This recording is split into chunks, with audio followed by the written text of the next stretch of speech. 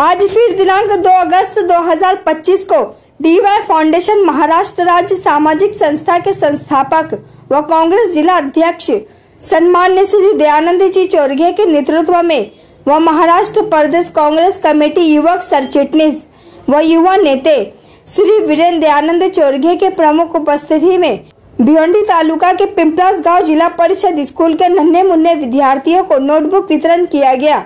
इस अवसर पर D Y foundation सामाजिक संस्था महाराष्ट्र राज्य अध्यक्ष श्री योगेश पाटिल, माजी सरपंच नवनाथ सुतार, माजी उप सरपंच किशोर भंडारी, कांग्रेस जिला सदस्य विशाल साखाराम चौधरी, पिंपलास सरपंच सुजाता कल्पेश महास्के, उप सरपंच अल्पेश रमेश महात्रे, कांग्रेस के ज्येष्ठ नेते बंडू सेठ पाटिल, कांग्रेस पिंपलास अध्यक्ष श्याम गना महात्रे, मधु सेठ माली, माजी सरपंच हर्षल पाटिल, समाज सेवक रक्षण गायकवाड़, किशोर मड़वी, माजी उप सरपंच इंद्रपाल जोशी के साथ साथ भारी संख्या में अनेकों मान्यवर व पिंपलास गांव के ग्रामस्थ मंडल तथा शिक्षक व विद्यार्थी उपस्थित थे।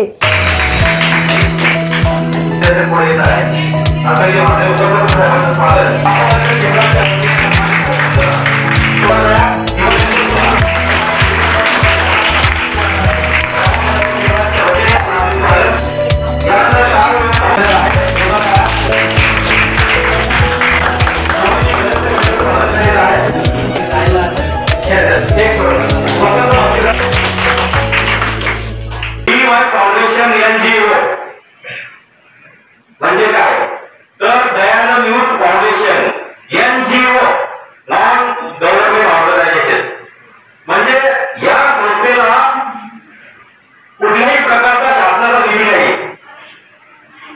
सरकारने ही संस्था कार्यरत आहे।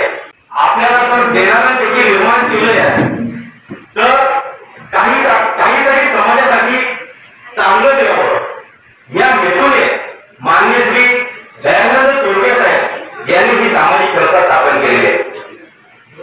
निश्चितपणे मागील 15 वर्षापासून या संस्थेच्या माध्यमातून संपूर्ण ठाणे जिल्हा, रायगड जिल्हा, पालघर जिल्हा, संपूर्ण कोकण प्रांतात विविध ठिकाणी वेगवेगळे उपक्रम होत असतात। मनोहर सर सांगताना अभिमान वाटतोय 350हून अधिक नावे या वहीवर आहेत।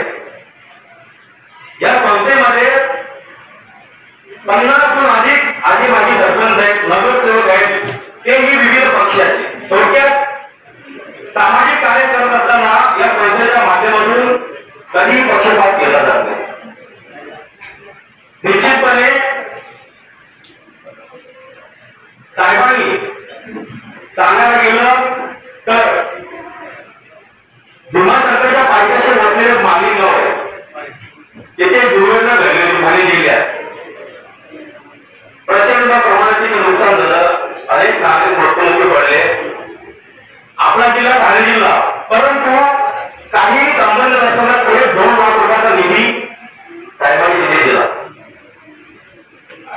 कोल्हापूर सांगलीला पूर आला, भयंकर पूर, तेथे देखील प्रचंड प्रमाणात नागरिकांचं नुकसान झालं।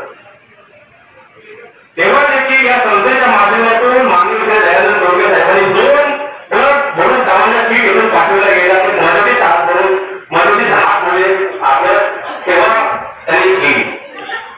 निश्चितपणे हा आपला राजकीय व्यासपीठ नाहीये, परंतु सांगण्याचं उद्देश एकच, त्याचा वाया वाटताना आपण पिंपलास गावामध्ये बरीचशी लोक असतील पण जायचे असे काही निवडणूक आल्या असतील म्हणून आले। मागेही आम्ही हा कार्यक्रम केला होता। असा कुठला दृष्टिकोन नाही, समाज सेवा आणि फक्त समाजसेवा या दृष्टीने संस्था स्थापन केली। निश्चितपणे मित्रांनो, आजचा विद्यार्थी हा उद्याचा युवा आहे, उद्याचं भविष्य। त्यामुळे आपल्या शिक्षकांनी दिलेल्या मार्गावर चाला, तुम्ही तुमच्या ध्येयापर्यंत निश्चितपणे पोहोचल्याशिवाय राहणार नाही। डीवाई फाउंडेशन कोणत्या प्रकारे काम करते याचा एक 2 उदाहरण आमच्या अध्यक्षांनी दिलेलं आहे। त्याच्या पलीकडे आम्ही गेल्या 15 वर्षापासून म्हणजे 2010 साली डीवाई फाउंडेशनची स्थापना झाली। माझे वडील सन्माननीय दयानंद मोतीराम चोरघे यांच्या नेतृत्वाखाली डीवाय फाउंडेशनची स्थापना झाली 2007 साली. तेव्हापासून सलग आम्ही अनेक वर्ष हे वाया वाटपाचा कार्यक्रम आम्ही करत आलेलो आहोत आणि मला सांगताना एकदम आनंद होतो आणि मी प्रत्येक ठिकाणी हे सांगत असतो की आतापर्यंत 15 वर्षापासून लगभग 10 लाखाहून जास्ती वाया आम्ही वाटप केलेले आहे.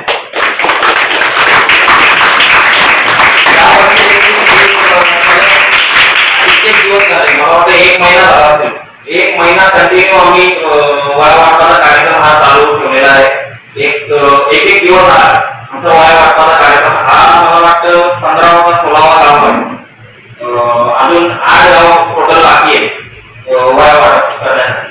आणि कोणत्याही प्रकारच्या इंग्रजी शाळा म्हणजे जे प्रायव्हेट स्कूल असतात यामध्ये आम्ही कार्यक्रम राबवत आहे. आम्ही जे जिल्हा परिषद शाळा असतात त्या ठिकाणीच आम्ही हे कार्यक्रम राबवतो, कारण जिल्हा परिषद शाळेमध्ये गरजू विद्यार्थी असतात.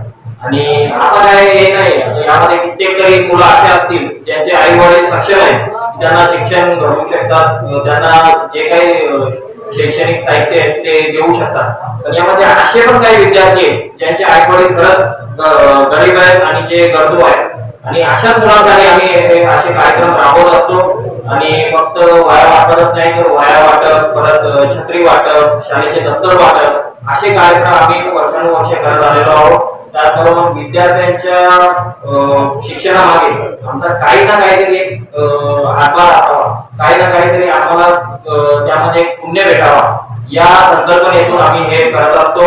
आणि फक्त वाया वाटपच नाही, विद्यार्थ्यांसाठी आम्ही म्हणजे जे 10वी 12वी उत्तीर्ण झालेले विद्यार्थी असतात यांच्यासाठी आम्ही प्रत्येक वर्षी एक सोहळा पार पाडतो.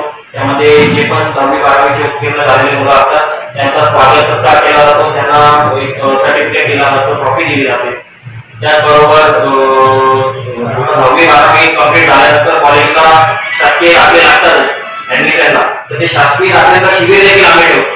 आणि यामध्ये फक्त विद्यार्थीच नाही तर प्रत्येक वयोगटातील माणसं त्याचा लाभ घेतात. कोणाला जातीचा दाखला काढत असतो, कोणाला रहिवासी दाखला काढत असतो, कोणाला नॉन क्रिमिनल दाखला काढत असतो. असे अनेक दाखले आम्ही त्या शासकीय दाखल्या शिबिरामध्ये आम्ही करत असतो.